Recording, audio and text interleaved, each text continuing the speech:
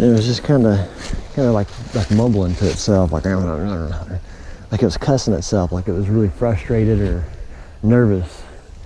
And you know, it's taking these big old long strides. Because I mean, you saw how long that is. That's about 8 to 9 foot long, that whole setup. And I mean, it takes that in like 1-2 steps, and it kind of gets up right on me. You know, I'm just laying right here, and when it does that, its foot kicks the backpack that was underneath the hammock. You know, just like what you probably saw, my backpack is always laying right under my hammock. That way, when the tarp is draped over, if it rains, it doesn't get on my backpack. But when it's so close that its foot knocked that backpack, and I can't remember exactly if that was when this happened, but this was what happened. Was it took its hand and it just kind of drug it, like kind of doing its fingers like that across that tarp. You know, that was, I'm just laying right there, and I'm like, whoa.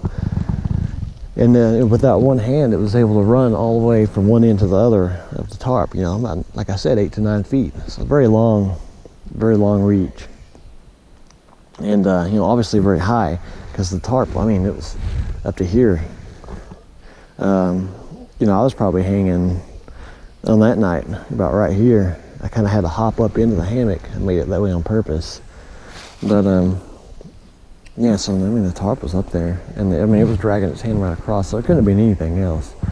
And then of course the sounds and all that, and the way it was walking. And when it started to come back again, I put my hand up on the tarp and kind of pushed it out, and it drug its hand right across mine. And it was just like it felt like a person's hand, just, you know, a little bit bigger than mine, maybe something like that. It wasn't huge or anything. It didn't feel unusual. But it did that, and it still hung out. It's sort of like meandering around the camp a little bit before it, I guess, it eventually left. But with it, something that I noticed with that one in particular, and I've always kind of viewed this one as like the big sister or something, was it oftentimes whenever that one would come down, it seemed like, I mean, obviously I didn't always see something. Sometimes I did. But it seemed like it would have something with it. There was like a little dog. It was like something on 4 legs, like a really fast moving raccoon or something. And that would just kind of follow around, like weaving in and out of its legs, because you would hear it step, and then that would be running around all over the place. And you can tell that because it's right there happening next to you. And so I figured that what that was running around her feet was probably one of those babies, because there were 2 of them that I'd had experiences with at the same time. And then they just kind of followed her around all over the place. So that's why I always figured she was the big sister. And another thing is, I know for sure that her height was something like, 7 foot, something like that. So, somewhere in that range. I'd seen footprints and things like that. A footprint that was about as big as what this boot is. About, I can't remember if I said 13 and a half to 14 inches long, and then 3.5 to 4 inches wide. That's a pretty good sized foot. Barefoot in the snow. Not even really in the snow, but in like the frozen ground, pressed down into it. Had a video of that, but I'm pretty sure that was all related to that one foot. Bigfoot, that one hairy person, whatever the hell you want to call him. But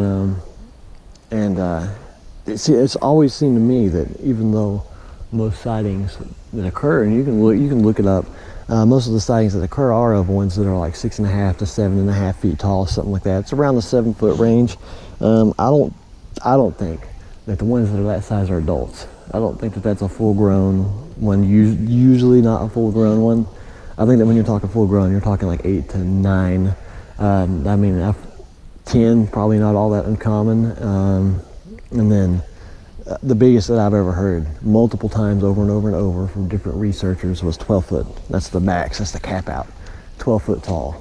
Enormous. You can walk out to a semi-truck and look up at the top of the trailer, and it's not much shorter than what that is. It's hurt your neck looking up at it. But I don't think that one was an adult, just because it was so brazen. And then there was one that I had seen, in the dark. As you can see its eyes, you can see where it was standing. I got that on the video too, but you couldn't see the eyes or anything, of course, because I was just using my cell phone, and I just had my cell phone light, and I think that's what helped that happen. because they were so light, so it wasn't burning their eyeballs, and they weren't afraid of me blinding them. But and you know, I know exactly where it was standing. I measured it, and that thing could not have been shorter than 9 foot tall, and it most likely was not taller than 10 foot tall. But I had to have been within that range. I mean, there's no way, is because I knew exactly where its feet were, where it was standing and everything, and it just stood there looking at me, you know.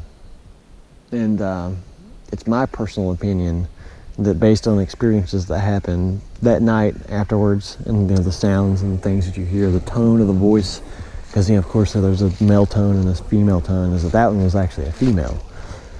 And that just blows the lid off of a lot of things, and that killed me for a while, because I'd never heard of a female being that big. Normally for them, their women are about, you know, you hear like 7 foot tall, 7.5 foot tall. That's the biggest, absolutely.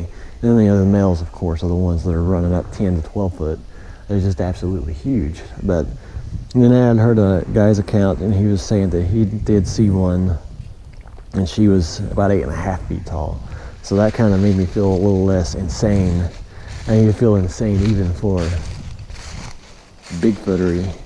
It's pretty bad. Like, it's like different layers, multiple layers of insane shit. But yeah, so that was that one. That's the biggest one that I've ever seen.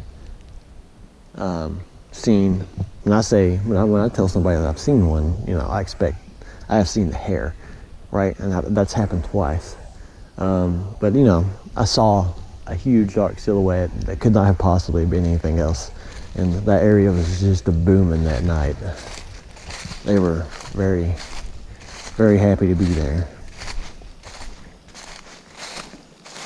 It was weird, because on that night, like, you feel comfortable, and you get comfortable with everything, and you know, stuff's running around you at night, and it's, you know, obviously much bigger than you, and you just don't think anything of it anymore. It just doesn't.